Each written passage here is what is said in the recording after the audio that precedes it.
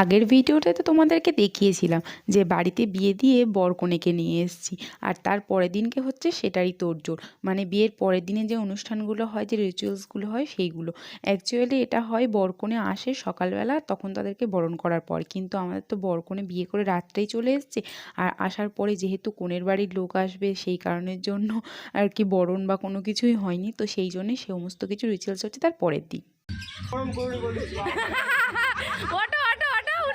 কোথায় আছে যদি না পাও তো হার মানতে হবে।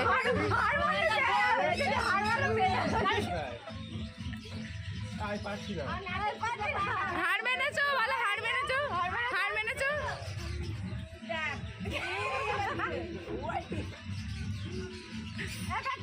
প্রথমে হয়েছে দুজনের জলের মধ্যে আংটি খোঁজার খেলা, আর এখন হচ্ছে কড়ি খোঁজার খেলা।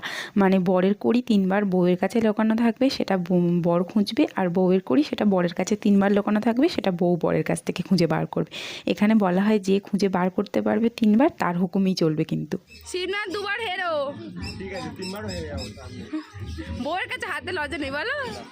শিবনাথ মানে বর, সে কিন্তু 2বার খুঁজে পায়নি, আর এটাই হলো শেষবার। তাই সবাই মিলে বুদ্ধি করে বলে যে চুলের মধ্যে লুকিয়ে রাখতে, ওখান থেকে আর খুঁজেই পাবে না। কিন্তু একটা কথা বলি, এখানে আমরা যে কজন আছি সবার মধ্যে থেকে বয়স্ক হলো দাদু আর দিদা। আর দিদা যেহেতু বয়স্ক মানুষ, তার ছোট নাতির এই কষ্টটাকে দেখতে পারে, তাই দিদা একটু হিন্ট দিয়ে দিয়েছে যে কোথায় ছিল। তো সেই থেকেই শিবনাথ খুঁজে পায়, অর্থাৎ 2বারের মধ্যে 1বারই পায়। এবারে খোঁজার পালা সায়ন্তীর, মানে আমাদের কোণে। তো যথারীতি শিবনাথ লুকিয়ে ফেলেছে, আর সায়ন্তীও তার কাজ শুরু করে দিয়েছে খোঁজাখুঁজি করার। আর এই যে চোখ ধরেছিল দেখছিলেন এতক্ষণ, এইটা কিন্তু আমাদের বাড়ির সব থেকে বড় বউ। তো দেখা যাক এবার সায়ন্তী এটা খুঁজে পায় কি।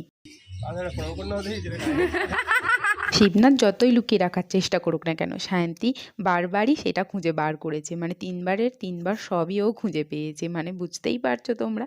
তো অনেকটাই বেলা হয়ে গেছে, সেই জন্য কড়ি খেলার শেষে এদের স্নানটাও করিয়ে দিচ্ছে দিদি হলুদ জল দিয়ে, যেহেতু দিদি মেন রে হয়েছে সেই জন্য। আর এই যে আমাদের বাড়ির বড় যা, মানে বড় দিদি আর কি, সবার থেকে স্নান করে উঠেই দুজনে জামা কাপড় চেঞ্জ করে দাঁড়িয়ে পড়েছে, আর কাকিমাও এদের দুজনকে বরণ করে নিচ্ছে।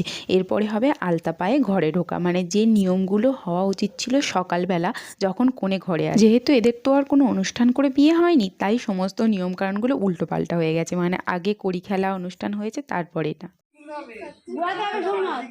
তোমার ঘোরাতে হবে সেরকম অনুযায়ী। কোণে তো ঘরে চলে গেছে আলতা পায়ে, আর তার ছড়িয়ে যাওয়া ধানগুলো বর বসে বসে গোড়াচ্ছে। তো তাকে দেখে একটু মায়াই লাগছিল, তাই বাকিরা সবাই তাকে একটু আর কি হেল্প করছে। তো যাই হোক, তোমাদের ভিডিওটা কেমন লাগলো আমাকে অবশ্যই করে জানিও। দেখা হবে পরের ভিডিও।